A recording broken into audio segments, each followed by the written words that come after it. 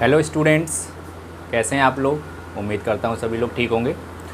तो बच्चों, आज इस वीडियो लेक्चर में सी प्रोग्रामिंग में एक प्रोग्राम लेके आया हूँ, वो भी एक बेसिक, क्योंकि अभी तक मैंने प्रोग्रामिंग में सी प्रोग्रामिंग ऑपरेटर समझा रहा था, लेकिन आज मैं एक बेसिक प्रोग्राम लेके आया हूँ ताकि आप लोग प्रोग्रामिंग में भी आपका कंट्रोल रहे, आप प्रोग्रामिंग भूल ना जाएँ। इसलिए मैं एक बेसिक प्रोग्राम लेके आया हूँ जिसमें हमें करना क्या है, सी प्रोग्राम के थ्रू सिंपल इंटरेस्ट कैलकुलेट करना है।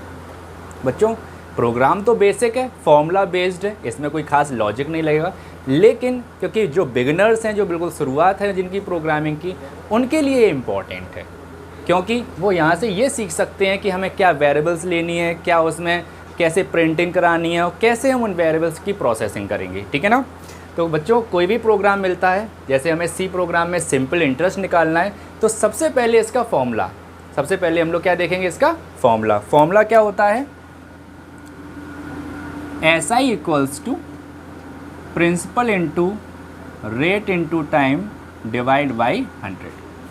तो बच्चों, कोई भी प्रोग्राम बनाएंगे तो उससे पहले उसका, अगर फॉर्मूला बेस्ड है तो पहले फॉर्मूला होना चाहिए। ठीक है ना। कुछ एग्ज़ाम्स में ऐसे प्रोग्राम अगर फॉर्मूला बेस्ड आते हैं तो हिंट में उनका फॉर्मूला भी दिया जाता है। ठीक है ना। तो बच्चों, इस फॉर्मूला बेस्ड में मैं पहले, सबसे पहले देखना क्या है, समझना क्या है कि वेरिएबल्स कितनी है। तो वेरिएबल्स कितनी है बच्चों, 1, 2, 3 और 4। 100 तो एक कांस्टेंट वैल्यू है जो हम लोग सीधे सीधे डायरेक्ट लिख सकते हैं। तो बच्चों, प्रिंसिपल, रेट और टाइम ये हमें पता नहीं है, और जब जो चीज़ हमें पता नहीं होती है उसके लिए यूज़र से इनपुट यानी इनपुटिंग कराना पड़ता है। ऐसा ही बच्चों वो वेरिएबल होगी जिसमें कंप्लीट रिज़ल्ट स्टोर होगा। जब ये फॉर्मूला इवैल्यूएट होगा तो इसका जो रिज़ल्ट होगा वो SI में जाएगा। तो इससे हमें सबसे पहले, क्योंकि हम प्रोग्रामिंग जब करते हैं तो सबसे पहला जो हमारा प्रोग्रामिंग का स्टेटमेंट होता है वो वेरिएबल डिक्लेरेशन का होता है, और वेरिएबल डिक्लेरेशन करने के लिए हमें पता हो कि हम प्रोग्राम में कौन कौन से वेरिएबल लेंगे। ठीक है, सबसे पहला स्टेप होता है हमारा। तो वेरिएबल्स के लिए हमने इसलिए SI, P, R, T। अब बच्चों, ध्यान देने वाली बात क्या है कि इस प्रोग्राम में मैंने फ्लोट ले रखा है। ठीक है ना। अब इससे पहले की स्टेटमेंट्स तो बच्चों आप लोगों को पता होंगे, इससे पहले प्रीवियस वीडियो जो हमने बनाई हैं उसमें मैंने सारे एक्सप्लेन कर रखे हैं, तो इन्हें बताने की कोई ज़रूरत नहीं है कि हैज़ इंक्लूड stdio क्या है, कॉनियो क्या है, वॉइड मैन एक फंक्शन है। ठीक है ना। तो हम स्टार्टिंग अपनी कहाँ से करते हैं, यहाँ से। इससे पहले वाली चीज़ें हम एक्सप्लेन कर चुके हैं प्रीवियस वीडियोज़ में, आप लोग देख लीजिएगा। तो बच्चों, फ्लोट डाटा टाइप लिया है। अब फ्लोट डाटा टाइप क्यों लिया गया है, क्योंकि बच्चों सिंपल इंटरेस्ट निकाल रहे हैं, प्रिंसिपल की वैल्यू ज़रूरी नहीं है कि होल नंबर्स में हो या इंटीज़र हो। भाई, वो आप फ्रैक्शनल वैल्यू भी तो दे सकते हैं, डेसिमल वैल्यू भी तो दे सकते हैं। इसलिए हमने यहाँ डाटा टाइप बच्चों क्या लिया है, फ्लोट। ठीक है ना। तो फ्लोट एक ऐसा डाटा टाइप होता है जो रियल नंबर्स के लिए, या कह सकते हैं फ्रैक्शनल वैल्यूज़ के लिए, दशमलव संख्याओं के लिए इस्तेमाल किया जाता है। फिर हमने क्या ली, वेरिएबल SI। जैसे कि बताया, SI एक ऐसी वेरिएबल होगी बच्चों जिसमें हमारा प्रिंसिपल, रेट और टाइम को जब इवैल्यूएट करेंगे जो कंप्लीट रिजल्ट आएगा वो SI में आएगा। कॉमा लगाया, principal for P, R and T। ठीक है ना। बच्चों, वेरिएबल के नेम भी मैंने वैसे ही रखे हैं। प्रिंसिपल के लिए मैंने P ले रखा है, रेट के लिए मैंने R रखा है और टाइम के लिए T। फिर मैंने क्या किया है बच्चों, क्लियर स्क्रीन CR फंक्शन। फिर बच्चों मैंने printf लगाया।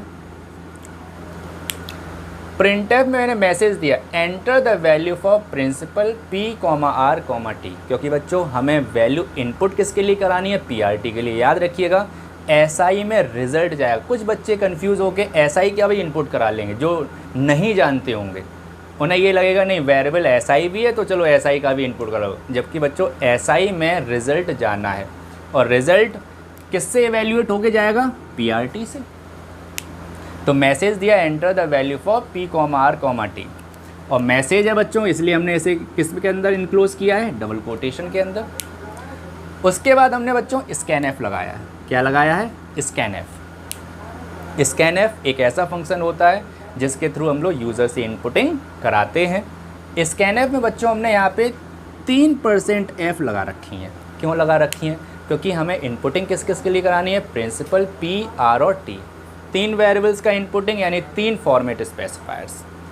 हम चाहते तो इसे अलग अलग भी कर सकते थे। स्कैनएफ एक प्रिंसिपल के लिए लगाते %f, एक %f रेट के लिए, एक %f टाइम के लिए, लेकिन उससे स्टेटमेंट ज़्यादा बढ़ जाते, इसलिए मैंने एक सिंगल लाइन में ही हमने स्कैनएफ लगा दिया। तो %f बच्चों कोई स्पेस नहीं होगी, डबल कोटेशन में जैसे ओपन होगा वैसे ही क्लोज होगा।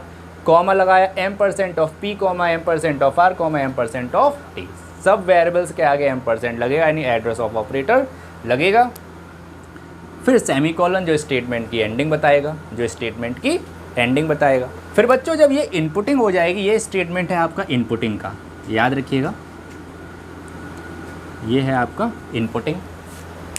जब इनपुटिंग हो गई यानी कि p के लिए भी वैल्यू आपने इनपुट कराएगी, रेट के लिए भी और t के यानी टाइम के लिए भी।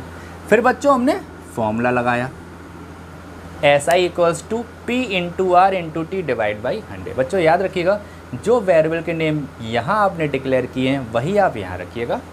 मल्टीप्लिकेशन सिंबल ये होगा, डिवाइड का सिंबल ये होगा। कुछ बच्चे मैथमेटिकल आपका डिवाइडेशन ऐसा यूज़ कर लेते हैं, जैसे ऐसे लिख देंगे P × R × T divide by 100, ये गलत होगा, ठीक है ना। तो ये प्रोग्रामिंग में हम लोग क्या करते हैं, स्लैश लगाते हैं, ठीक है ना, फॉरवर्ड स्लैश। जब SI में कंप्लीट रिजल्ट आ जाएगा फॉर्मूले को एवेल्यूएट करके, फिर printf लगाया आपने और simple interest equals to %f। क्यों? क्योंकि SI आपकी किस टाइप की है, फ्लोट की, इसलिए हमारा %f लगेगा, डबल कोटेशन लगेगा, कॉमा SI, यानी कि जिसमें आपका रिजल्ट जा रहा है वो वैल्यू आपकी प्रिंट हो जाएगी। फिर आपने गेट ch लगाया, ठीक है ना, आउटपुट स्क्रीन को होल्ड कराने के लिए, और आपने कर्ली ब्रेस बंद कर दिया।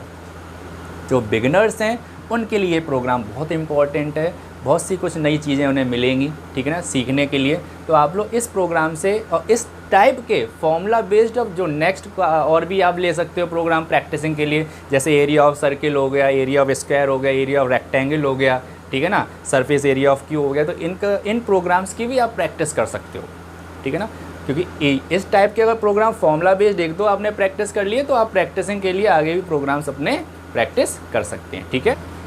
अब आज की बात करते हैं अपने इंटरेस्टिंग फैक्ट की कंप्यूटर पे। तो बच्चों आज का इंटरेस्टिंग फैक्ट ये है कि वर्ल्ड फर्स्ट कंप्यूटर गेम, जो वर्ल्ड का पहला कंप्यूटर गेम है, उसका नाम है स्पेस वॉर। उसका नाम है स्पेस वॉर, जिसे डेवलप किया स्टीव रसेल ने। यानी कि स्पेस वॉर वर्ल्ड का पहला कंप्यूटर गेम है जिसको डेवलपमेंट किसने की थी, स्टीव रसेल ने, ठीक है। ओके।